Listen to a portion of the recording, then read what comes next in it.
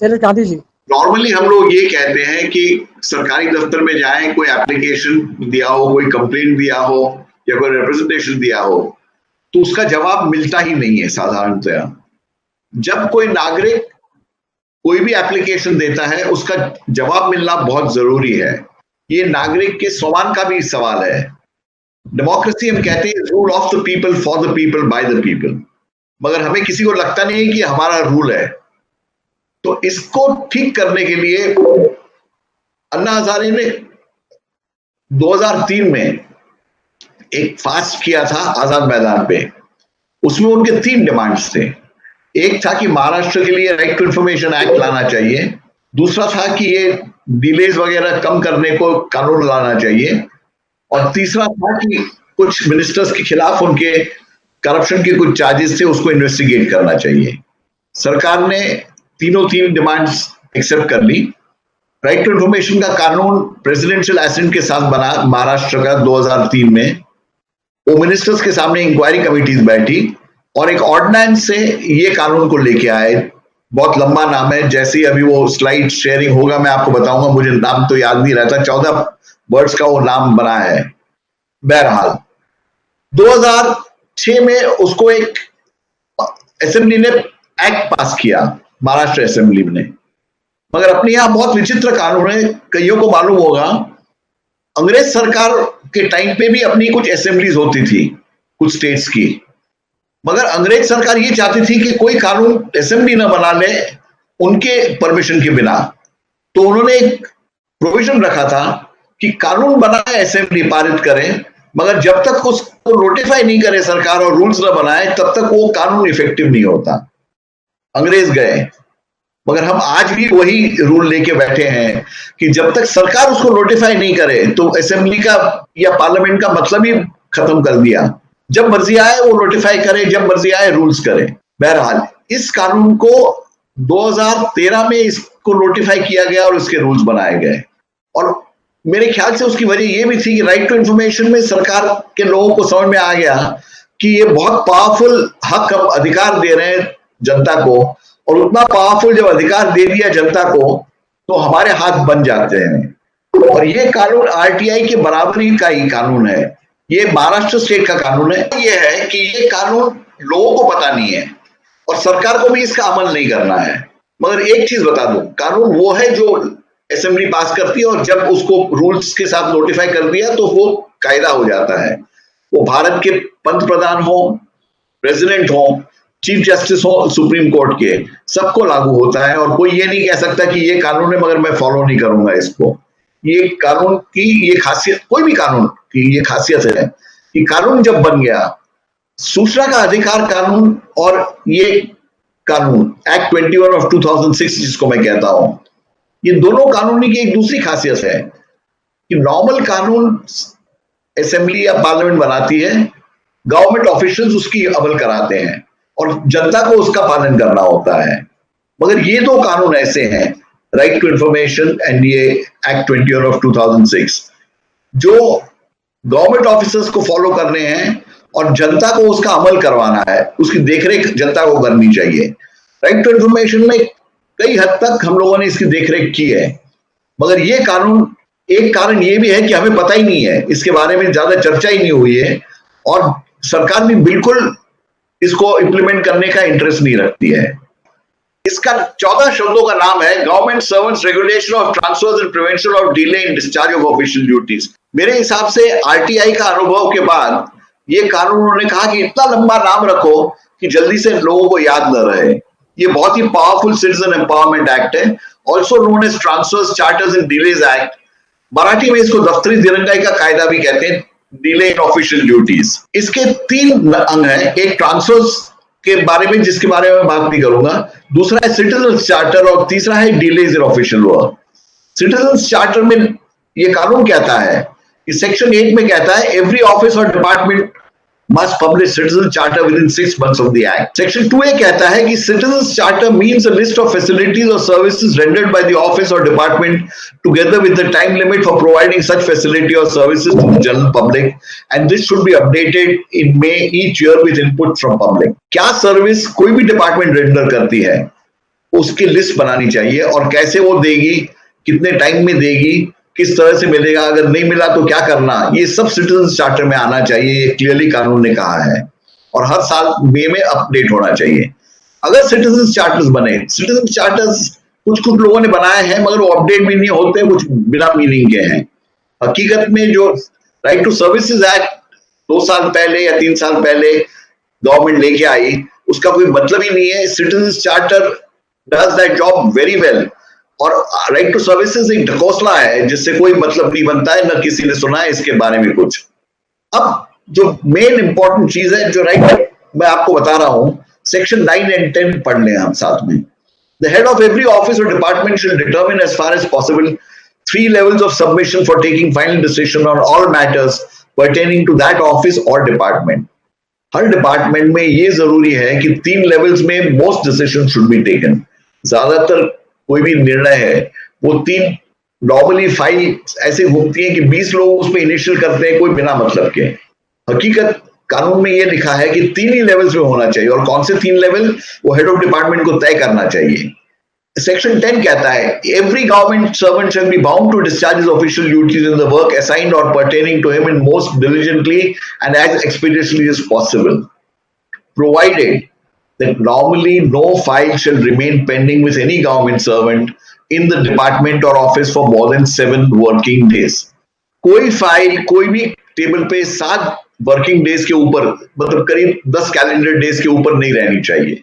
File सिर्फ रखने के लिए नहीं है, थप्पी मारने के लिए नहीं है, फाइल पे एक्शन लेना चाहिए। जो भी रिलेवेंट एक्शन है वो 7 दिन के अंदर, 7 वर्किंग डेज के अंदर लेना जरूरी है। Provided also that in respect to the files not in the matter within 45 days and in respect of files required to be referred to any other department, decision and necessary action shall be taken within 3 months. एक department में ही जब निर्णय लेना होता है तो 45 दिन के अंदर निर्णय लेना चाहिए और अगर 2-3 डिपार्टमेंट्स इन्वॉल्व हैं तो 3 महीने के ऊपर कोई भी डिसीजन पेंडिंग नहीं हो सकता। और जब डिसीजन लिया तो वो आपको कम्युनिकेट करना चाहिए। ऐसे नहीं कि हमने डिसीजन ले लिया, जो भी डिसीजन लिया वो आपको कम्युनिकेट, अगर आपकी एप्लीकेशन ठीक नहीं है तो उन्हें बताना चाहिए कि आपके एप्लीकेशन में ये नुक्स है, ये 3 महीने 45 दिन के अंदर, और अगर मल्टीपल डिपार्टमेंट्स इन्वॉल्व हैं तो 90 दिन के अंदर ये आपको बताना जरूरी है। आज की तारीख में होता ये है कि आप एप्लीकेशन करते हैं या कंप्लेन देते हैं, कुछ कोई देखता ही नहीं है उसको। 5 साल बाद आप RTI लगाएं तो वो कहते हैं ठीक है अभी हम कुछ करेंगे, वो कोई अपनी जिम्मेदारी ही नहीं समझते। अगर 45 डेज के अंदर उन्हें कुछ नुक्स दिखाई देता है या आपकी कंप्लेंट जायज नहीं है तो उन्हें जवाब देना चाहिए। जवाबदेही इससे एस्टैब्लिश होती है, RTI से जवाबदेही नहीं, RTI से जो रिकॉर्ड है वो हमें मिलता है। ये कानून से हमें जवाबदेही मिल सकती है और अगर कुछ गलती भी हमने की है तो सुधारने का मतलब मिलता है। आजकल ये होता है कि 1 साल 2 साल तक ऐसे ही लटकता रहता है सिटीजन और उसके बाद सिटीजन खुद थक के कहता है कि भाई कुछ माल पानी ले लो, कुछ पतावट कर दो, पैसा ले लो मगर मेरा काम कर दो। ये करप्शन बहुत हद तक रुक सकता है अगर ये कानून का अमल किया। Any willful or intentional delay or negligence in the discharge of official duties or in carrying out the official work assigned or pertaining to such government servant shall amount to dereliction of official duties and shall make such government liable for appropriate disciplinary action. ये समझ लीजिए, disciplinary action से सरकारी अमलदार ज्यादा घबराता है financial penalty से भी। सूचना के अधिकार के तहत फाइनेंशियल पेनल्टी इंफॉर्मेशन कमीशन लगा सकता है मगर डिसिप्लिनरी एक्शन सिर्फ रेकमेंड कर सकता है, जबकि यहां पे तो प्रावधान ये है कि servant will be liable for appropriate disciplinary action. The concern competent authority on noticing और being brought to its notice any such dereliction of duties on the part of any government servant after satisfying itself about such dereliction on the part of such government servant shall take appropriate disciplinary action against such defaulting government servant under the relevant disciplinary rules, including taking entry relating to such dereliction of duty in the annual confidential report of such government servant. अगर disciplinary action initiate होता है और disciplinary action लिया जाता है तो annual confidence report में उसका आता है जिक्र, और मतलब पूरी सर्विस में उसको तकलीफ आ जाती है पब्लिक सर्वेंट को, वो उससे घबराते हैं। ऑल अभी ये फाइल क्या है, कभी लोग बोलते हैं हमारा एप्लीकेशन है, हमारा कंप्लेंट है, हमारा रिप्रेजेंटेशन है। हर एक एप्लीकेशन, कंप्लेंट या रिप्रेजेंटेशन सरकार के लिए फाइल है, या तो उसको कचरे की पेटी में डालना है, नहीं तो फाइल बनाना है। सेक्शन 10 कहता है no file shall remain with any officer for more than 7 working days or 10 calendar days. For all files which do not require reference to any other department, decision and necessary action should be taken within 45 days. If files have to be referred to another department, decision and necessary action to be taken within 3 months. If there is a delay and it is brought to the attention of the head of department, he must initiate a preliminary inquiry and order disciplinary action if required. Act 21 working must be subjected to administrative audit every year as per section 12. हर साल इसकी administrative audit होनी चाहिए कि ये कानून कैसा चला। ये कुछ भी नहीं हो रहा है आज की तारीख में। कुछ लोगों ने इसका इस्तेमाल करने की कोशिश की है, कोई केस में इसका सक्सेस मिला है, पर ज्यादातर केस में वो उसको निग्लेक्ट करते हैं। मगर ये जरूरी है कि हम थोड़ा सा अगर मूवमेंट करें, कानून बनवाना बहुत मुश्किल है, पर कानून एक बार बन गया तो कोई सरकार की ताकत नहीं है कि कोर्ट में या कहीं भी जाके कहे कि हम इस कानून का पालन नहीं करेंगे। It is not their property, it is not their, we are bound by rule of law. Rule 3.6 कहता है concerned head of office department or noticing or being brought to his notice any dereliction in providing service and facilities will hold and complete the preliminary inquiry within 15 working days. कितने time में inquiry होनी चाहिए ये भी लिखा है। If it is found that the concerned officer or employee has shown habitual or willful or intentional delay or negligence in discharge of official duty, the recommendation of departmental inquiry shall be forwarded to the competent authority. The competent authority shall issue order of departmental inquiry as per the relevant rules. When a delay which violates these timelines is brought to the notice of the competent authority, he must carry out a preliminary inquiry within 15 working days, about 20 calendar days. अब municipal corporation को ये कानून लागू नहीं होता है, मगर municipal corporation, Mumbai municipal corporation के लिए act 21 of 2006 does not apply, but Section 64C of Mumbai Municipal Corporation Act has provisions similar to Section 10 of the Act 21 of 2006. And for other municipal corporations in Maharashtra state, Section 72C of the Maharashtra Municipal Corporations Act applies.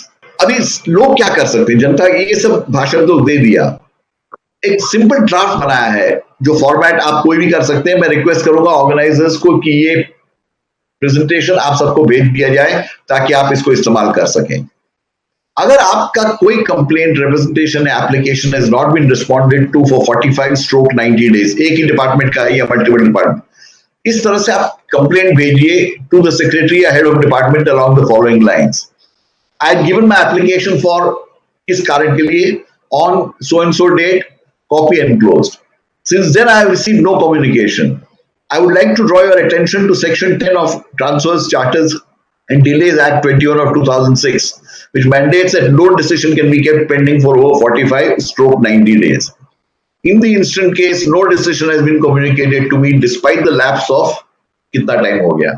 I request you to conduct a preliminary inquiry within 15 days to fix responsibility on the officers responsible for this delay and take appropriate disciplinary action against them. I request that the report of the inquiry may please be sent to me. I look forward to your early action in the above matter. ये एक suggested draft है, आप इसको बदल भी सकते हैं। We shall call it complaint under Section 10 of Act 21 of 2006. अगर म्युनिसिपल कॉर्पोरेशन है तो उसके लिए वही चीज है, 64C of Mumbai Municipal Corporation Act या section 72C of Maharashtra municipal corporation act, Mumbai छोड़ के दूसरे कॉर्पोरेशंस के लिए है। तो 90% या 99% आपको इसका कोई जवाब नहीं मिलेगा। तो आप कहेंगे फिर ये सब बकवास क्यों कर रहे हो? ये कानून है, कानून का वायलेशन हुआ है जब आपको जवाब नहीं देते हैं। तो मेरा सुझाव यह है कि if you do not get a response, file a RT application to find out progress of this complaint and identify कि कौन जिम्मेदार है। इसके बाद भी कुछ नहीं होगा, ये मैं आपको ऑलमोस्ट गारंटी के साथ कहता हूं, मैंने कई इसका प्रचार कर चुका। मगर एक सुझाव है जो मैं प्रभु जी को देता हूं और महासेवा इसको हाथ में ले सकती है, कोई भी ऑर्गेनाइजेशन इसको हाथ में ले सकता है। We can persuade Maharashtra government, make the government work for you, use act 20 of 2006. If application, complaint, representation has been given and no response has been obtained, file a complaint and one of these to the secretary commissioner under section 10 for Maharashtra government, 64C for Mumbai Municipal Corporation, 72C of Maharashtra Municipal Corporations Act. If you get or do not get a response within 40 days, please file a RT application seeking its progress. If about 20 cases of non-compliance are collected, a writ could be filed in the High Court. और high court में सरकार की ताकत नहीं है ये है कि हम ये फॉलो नहीं करेंगे, ये कानून है। और ये कानून को रद्द करने का भी मेरे हिसाब से किसी सरकार के पास मॉरल अथॉरिटी नहीं होगा, क्योंकि कानून रद्द करेंगे तो बहुत ही बुरा उनका लगेगा। Government servants fear disciplinary action more than financial penalties. This law could be as powerful as RTI, if not more powerful, if we get implementation. मैं RTI का बहुत हिमायती हूँ, मगर मेरे हिसाब से ये कानून जो है ये उससे भी और ये और RTI मिलके, ये कानून सिर्फ महाराष्ट्र के लिए है, मगर ये और RTI मिला के महाराष्ट्र की शक्ल बदल सकते हैं, अपने गवर्नेंस की, अपनी गवर्नमेंट जिस तरह हमको ट्रीट करती है, जिस तरह जनता को ट्रीट करती है, हर नागरिक को ट्रीट करती है, ये पूरा बदलाव हम ला सकते हैं। आपके और मेरे हाथ में है, अगर हम करेंगे तो ये होगा। You can make this government work. Government must respond to citizens. If you want your government to work, you will have to act. Create a list of such complaints, and if government is not acting in these matters, a writ could be filed in High Court. No government can say it will not follow the law. Citizens have to act to get this law implemented. ये मेरा email ID है, कोई भी चाहिए मुझे contact कर सकता है, मैं इसके बारे में और भी जानकारी दे सकता हूं। एक और चीज आप सबके साथ शेयर करना चाहूंगा जो डायरेक्टली टॉपिक पे नहीं है बट लिंक्ड है। ये पता लगा है कि सुप्रीम कोर्ट ने आदेश दिया है सब क्वाजी जुडिशियल बॉडीज को काम शुरू करने को बाय ई कॉन्फ्रेंसिंग। कई मैंने सुना है कोऑपरेटिव रजिस्ट्रार वगैरह भी जो है वो सब पेड लीव पे चले गए हैं, पगार ले रहे हैं, काम नहीं कर रहे, उनको नो वर्क नो पे लागू होना चाहिए। तो एक नोटिस हमने बनाई है जो हमने इशू की है महाराष्ट्र की चीफ सेक्रेटरी को। आप कोई भी चाहे अलग अलग ऑर्गेनाइजेशंस भी अगर ये करें, कोऑपरेटिव सोसाइटीज को और रेरा को या जिसको भी है जो बंद हो गए हैं, जो काम नहीं कर रहे हैं, मेरे ख्याल से हम दबाव मेंटेन कर सकते हैं और हम चेंज ला सकते हैं। लोकशाही में बदलाव लाना पॉलिटिकल लीडर्स का काम नहीं है। हम एक बहुत अहम बात है कि हम लोग नॉर्मली पॉलिटिकल लीडर्स को ब्लेम करते हैं जो भी कुछ गलत होता है, इसके लिए सरकार को ब्लेम करते हैं। सरकार आप और मैं हूं। भारत का संविधान आपने और हमने बनाया। We the people of India made the constitution of India. जिम्मेदारी आपकी है। अगर आप देश को बदलाव चाहते हैं आप कर सकते हैं, और ये कानून अपने हाथ में बहुत ही जबरदस्त औजार है। मेरा भारत महान कई जगह हम लिखते हैं, कहते हैं, मानते रियली नहीं है। इसलिए मैं कहता हूं मेरा भारत महान नहीं है। मेरा भारत महान नहीं है, पर यह दोष मेरा है। मैं इस देश का बादशाह या बेगम हूं। I am the ruler of India because it's a democracy, and if there are flaws in India it is my responsibility. मेरी जिम्मेदारी है। जैसे मैंने कहा, मैं अर्ज करता हूं, मैं उम्मीद करता हूं रमेश जी या कोई और ऐसे ऑर्गेनाइजर इसका जिम्मेदारी ले लें। 10 या 20 ऐसे केसेस अगर मिल जाएं, बॉम्बे हाईकोर्ट में रिट फाइल कीजिए। सरकार को झुकना पड़ेगा, सरकार को ये कानून को अमल में लाना पड़ेगा। ये आपके और मेरे हाथ में है। Thank you very much.